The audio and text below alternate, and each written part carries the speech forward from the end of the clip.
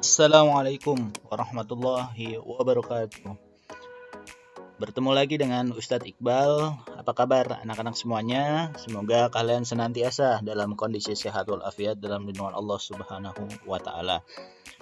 Sebelum Ustadz menyampaikan pembelajaran kali ini, tidak lupa Ustadz berpesan kepada kalian untuk menjalankan protokol kesehatan 3M, yaitu memakai masker, mencuci tangan, dan senantiasa menjaga jarak.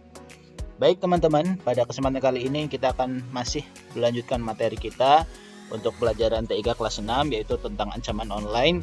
Dan di pertemuan sebelumnya kita sudah belajar beberapa ancaman online yang ada di hadapan kita ketika kita sedang berselancar di dunia maya. Di antaranya adalah cyberbullying, konten tidak pantas, spam, spyware, and phishing, plagiarism, dan pembajakan produk digital. Untuk cyberbullying, konten tidak pantas, dan spam, spyware, dan phishing sudah kita bahas di pertemuan sebelumnya. Dan pada kesempatan kali ini kita akan membahas yaitu plagiarism dan pembajakan produk digital. Plagiarisme. Apa itu plagiarisme? Plagiarisme adalah kegiatan meniru, menjiplak, atau mengambil karya dari orang lain dan mengakuinya seolah karya sendiri. Jadi, misalkan ada sebuah artikel di dunia maya yang kita ambil dari karya orang lain, kita copy, kemudian kita paste, dan kemudian kita mengakuinya bahwa hal tersebut adalah karya kita sendiri. Maka hal ini termasuk tindakan yang tergolong sebagai kegiatan plagiarisme. Dan plagiarisme ini atau plagiat dapat dianggap sebagai tindak pidana karena mencuri hak cipta orang lain tanpa izin. Untuk mencegah terjadinya plagiarisme, maka selalu tuliskan sumber atau referensi dari artikel yang dibagikan kepada orang lain. Misalkan kita ingin membagikan suatu artikel yang kita ingin share di sosial media kita, maka alangkah baiknya untuk menghindari dari penyebutan plagiarisme dan untuk agar tidak masuk tindak pidana yang melanggar hak cipta orang lain, maka silakan kalian menulis atau mencantumkan referensi dari mana artikel tersebut kalian ambil. Baik itu kalian tuliskan alamat websitenya atau alamat atau artikel siapa penulis dari artikel tersebut. Selanjutnya, apa yang harus dilakukan jika karyamu ditiru oleh orang lain tanpa izin? Nah, ini jika seandainya kalian menulis sebuah artikel atau membuat sebuah karya yang mana hal tersebut ditiru oleh orang lain tanpa izin, apa yang harus kalian lakukan?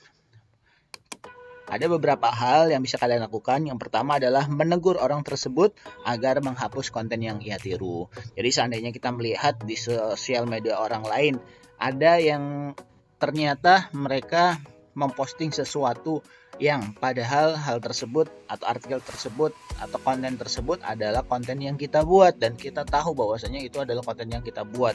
Kemudian ia menirunya, maka kita bisa menegur orang tersebut secara langsung, baik melalui sosial media ataupun melalui surat elektronik dengan memberi komentar jika kamu melihatnya di media sosial. Nah, kemudian yang kedua, jika orang tersebut masih tidak mau menghapus karya yang menjiplak karya kita tersebut, maka kita dapat melaporkannya ke pihak yang berwenang atas dugaan pelanggaran Undang-Undang ITE atau biasanya disebut dengan Undang-Undang Informasi dan Transaksi Elektronik. Nah, untuk saat ini ada ya undang-undangnya seperti itu ya. Jadi dapat ditindak orang-orang yang melakukan plagiarisme atau mengambil karya dari orang lain dan mengakuinya seolah karya sendiri. Kalian juga harus hati-hati ya teman-teman ya, jangan sampai kita dilaporkan ke pihak berwenang atas pelanggaran Undang-Undang ITE ini. Kemudian selanjutnya, ancaman online atau ancaman digital yang selanjutnya adalah pembajakan produk digital. Apa itu pembajakan produk digital? Pembajakan produk digital adalah kegiatan menyalin dan menyalurkan produk digital seperti gambar, video atau musik secara ilegal atau tidak sah secara hukum ya. Nah, pelaku kegiatan pembajakan termasuk melakukan kegiatan pencurian sehingga dapat dihukum karena melakukan pelanggaran hak cipta. Apalagi di era di era kehadiran internet yang sudah sangat canggih ini, kita dapat menikmati sebuah karya tanpa harus memiliki bentuk fisiknya. Ya, misalkan kita ingin menikmati sebuah musik atau sebuah film tanpa memiliki bentuk fisiknya itu bisa ya, apalagi dengan adanya YouTube. Nah, akan tetapi jangan sampai kita mendownload file-file tersebut tanpa seizin dari yang memiliki, dan kemudian kita buat misalkan menjadi kaset CD lalu kita jual. Nah, itu makanya masuk dalam kategori pembajakan produk digital. Ya, ini ada kegiatan yang ilegal atau tidak sah secara hukum ya. Pelaku kegiatan pembajakan tersebut melakukan kegiatan pencurian sehingga dapat dihukum karena melakukan pelanggaran hak cipta. Ini sangat banyak terjadi ya. Biasa misalkan ada film yang tiba-tiba diupload oleh pemiliknya di YouTube, kemudian oleh oknum yang tidak bertanggung jawab di-download lah file film tersebut, lalu dijadikan sebuah kaset CD dan dijual bebas. Maka ini sebenarnya tidak sah secara hukum ya. Ini adalah tindakan-tindakan ilegal.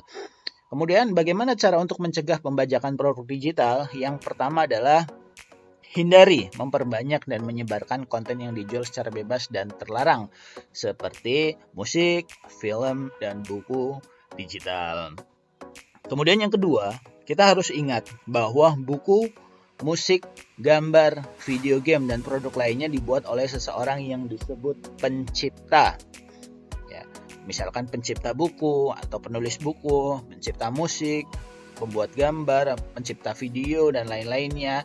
Nah, ini mereka punya hak ya untuk menentukan apakah konten yang mereka buat ini bisa dijual, bisa dikonsumsi secara bebas ataukah berbayar ya. Jadi kita jika memang tidak mendapat izin, maka janganlah kita ikut menyebarkan konten-konten yang bajakan tersebut. Kemudian yang ketiga, kita dapat meningkatkan kesadaran untuk tidak mengunggah, mengunduh ataupun menggunakan